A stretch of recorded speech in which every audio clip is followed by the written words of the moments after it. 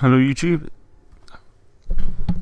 This is Omident here with a 1 to 20 tutorial for Mob the Dead. So we're going to come straight into it. So when you spawn in Purgatory, just put a zap into that cabinet to open the double points and then revive yourself. There's no point messing around. There's nothing else you can do before you start reviving yourself, so just get that out of the way as soon as possible. Now, round 1, you're not going to want to pick up the double points because the later the round you use that on, the more zombies you'll be able to rack up the double points with. Round 1, in effect, you shouldn't use any pistol ammo. You should just snipe the zombies and try and prevent as many windows being torn down as possible. You can only repair 4 windows in round 1 and still get the points from it, so your target for round 1 should be to just prevent the zombies tearing down more than 4 barricades. Fortunately here, as you can see, a ton of zombies spawned in one window, so that wasn't the case. And if you can't prevent this target from being reached, then just leave them unboarded and wait to the next round. So round 2 is where I prefer to use the double points, and what I do is I fire a full mag of M1911 into their sort of chest lower leg area, and then you can finish them off with one knife, gaining you a cool, I don't know, 20 times something. You get a lot of points. So yeah, basically in these rounds, you're just trying to maximize your points to be able to get to the other areas of the map as soon as possible. So basically, my preferred strategy is to get the Uzi as my first weapon after the basic starting pistol, and there's 2,000 points worth of doors in between, so the magic number you're looking for is 3,500, which I've just hit. That's the number you should be trying to reach before round 3 starts, so while you're still in round 2, leave the area. So what you do is you run through here, pick up these 2 doors. Now, obviously as part of this choice is going which route to Juggernog, because that's one of the main perks. There's the gondola or the Citadel tunnels. I personally prefer the Citadel tunnels because you'll be opening up that area anyway, and you don't have to pay to keep going back and forth. So as you can see here, I've got to the warden's office, which is where the Uzi is kept. As you can see, the warden's key didn't spawn in that area this time, so I'm just going to do a quick trip there and back to shock it open, and I still have time left in Afterlife, so I'm going to go into the warden's office and zap open Speed Cola. This is one of the things when you're using Purgatory or Afterlife mode, you want to be doing as many things as possible, because these are limited, so being efficient with them is key. So as you can see, I'm picking up the Uzi. The Uzi is essentially the ideal weapon you want to be using in the early rounds. Anything up to round 10 to 15, the Uzi is a perfect gun for the job. Low damage, high rate of fire, and large ammo make this a good point building weapon, and you want to be picking this up as much as possible. Also, you can see I'm collecting the acid gat kit parts.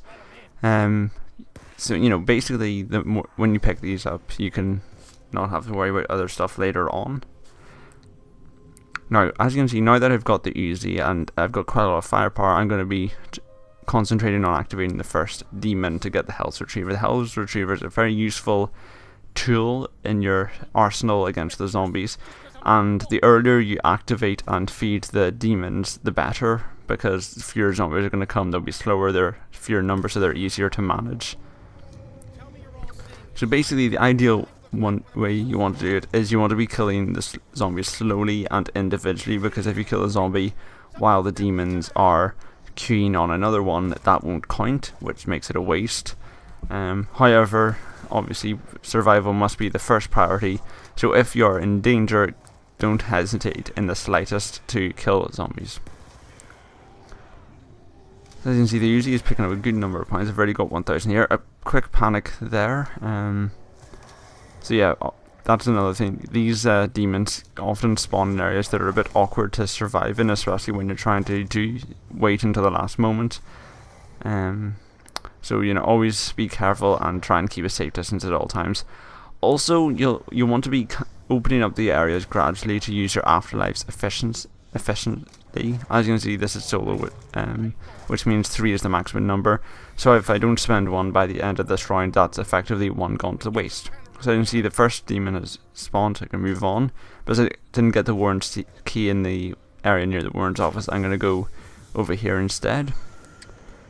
Now at this stage, you don't actually need to use these Afterlife boxes because you have nothing to lose by just suiciding by regular methods, but can't hurt. So as you can see here, I've had to spend an extra 1,000 points that I'd have liked to open this area up. So what I'm doing is going up to this junction box to power it open. This is so I can access the showers area, and now that I have both the Warden's Key and one Purgatory left, at least I can go down there and activate to get the shirts.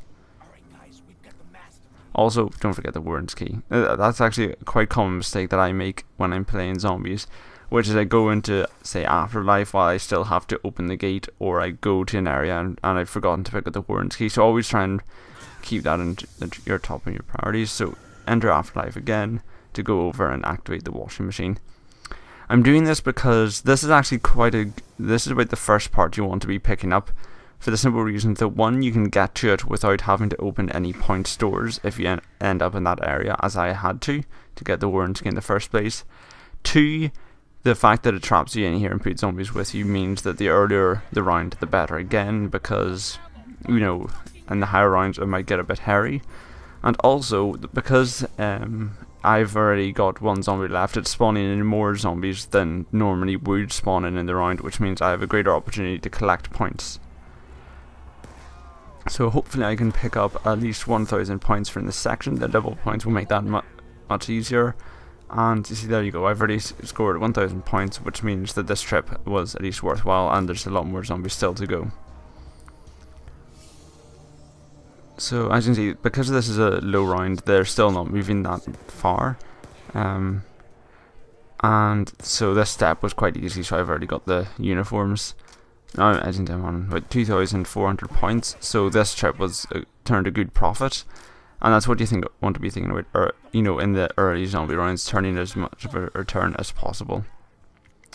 So now I've got the shirt I want to get out of here. Not grabbing the nuke, of course, because if there's any more than 4 zombies left on the map at a time, you can get more points by finishing off the zombies yourself than by the nuke. Also, it ends the round, and you might not be in a place you want to be in. So now I've got the 3,500 points, I can move on to the next step, which is to get through the Citadel tunnels down to the docks where Juggernog is located. It should always be one of your top priorities, especially in a map as difficult as this. So down here, this is where the another part spawns. However, it is a bit like up to debate whether I should go for it at this point, because although I still have an Afterlife left, so I could get it, it does mean that I will be on 0 afterlives, which can be a bit risky. So I'm just finishing off the last of the zombies now.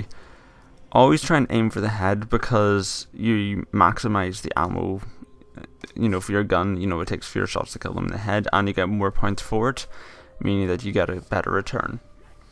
So now so you can actually stay at the bottom of those tunnels and hold off quite effectively. However, I opened the door to clear the way. Also, there's another Uzi ammo point down there, so you might have to open the door to get to the ammo for it. Once you've done this, this area is a pretty good area to hold off, and basically they'll all funnel in from this tunnel here and this one window. And basically our priorities at this point are once the zombies in this round have been cleared out, we can go back and get to the next part, and also when we get enough points we can go into the next area. Now the next area, there's Juggernog and a 2,000 point door, so there's no point in going into this area unless you have 4,500 points, so that's the target we're going to try and hit. Also, you'll need at least 1 Afterlife to power up Juggernog, so you can buy it in the first place. Also, the next area has the Tommy gun, which is the best wall weapon in this map, so we'll definitely be wanting to go for that. Usually in the earlier rounds of Mob of the Dead, I avoid using the box, just because in early rounds your priorities should be points, and the best points guns are off the walls. As you can see here, I didn't use a junction box to kill myself to go into Afterlife. This is just because I don't have any perks, so I have nothing to lose, and also my body will be closer to where I'm going to input the code, saving time. So basically that's the next step. So you put in the code that you see on the walls there, and it gives you 60 seconds to pick up the part. Obviously that won't be a problem here. So go in, grab that part, and that's 2/5 of the way towards the plane. Also, that max ammo was refilled the pistol, so you want to be using up all the ammunition of your pistol as long as it's safe. Obviously there's no point downing yourself just to keep using the pistol. So you see I'm using the pistol, but when the zombies are getting a bit too close, I alternate to the Uzi to finish them off. So now it's about round 5, so this is the stage where you want to be getting Juggernog. You always want to have Juggernog by round 5 or 6 in this map. Just because, especially with the removal of the PPUs and no painkiller, you definitely want to be having that reassurance that zombies can't down you that easily. So I'm still using the combo of using the M1 911, but until they get close, then finishing them off with the Uzi. Now insta-kills come, I can just knife away. Getting the 130 points, which should make getting to the 4,500 points quite easy.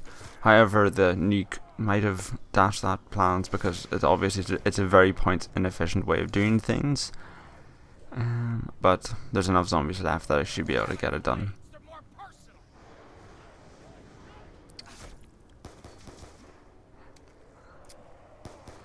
So the docks are quite a good area to hold off, and basically in the higher rounds there's 3 top areas to hold off, and the docks are one of them. And as you can see here, there's about 3 things in this area that are powered using Afterlife. There's the gondola, which needs to be powered up, the Juggernog machine, and then this step to the quest to build the plane. So what I usually do is when I get into this area, I open up the that area, because obviously you can't do that in Afterlife mode, and then I use one Afterlife to power up all 3 of these utilities, so, saving a lot of Afterlife. And that's key, because the more Afterlives you save by multitasking like this, the more the earlier the round you can move on to the other stuff. So as you can see here, when you down yourself with that junction box, you power up, or you spawn next to the gondola, so you do that. Jump down the staircase. It's usually best to jump down the staircase because it's more open than the other way, which means you can do a big jump without having to move around obstacles. Also, I kill myself using the junction box in this spot because you down yourself quite close to Juggernog. No zombies are near, so you don't have to blast them away, and that means I can easily pick up Juggernog. So at this point here, I'm feeling a lot more confident. I've got a powerful weapon, especially for this round, and I've got quite a good amount of health, so now I'm going to move on and start working on the second demon, which spawns down here.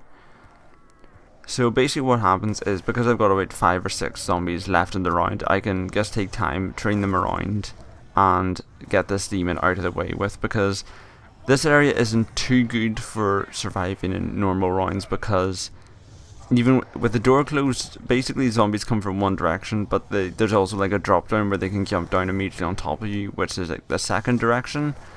It's not that ideal, honestly, so you don't want to be staying in this area too long. So, if you can just feed the last survivors to the dogs at this time, it just works better for everyone.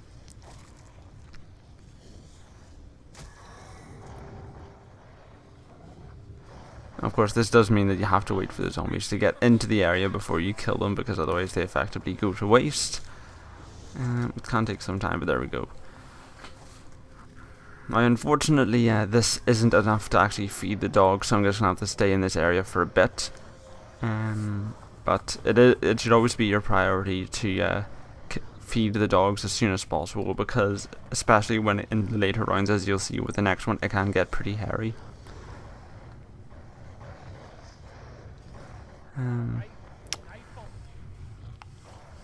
So yeah, the Uzi is a pretty good weapon, I have to say. Not a weapon I'd carry on into the later rounds, especially because of the I guess you could say substandard Pack-a-Punch upgrade. It doesn't change it that much, so it's something I wouldn't really use past round 15. So now that I've got the max ammo, I've refilled my pistol ammo again, but at this stage zombies are coming in a bit too fast for me to be able to safely use it.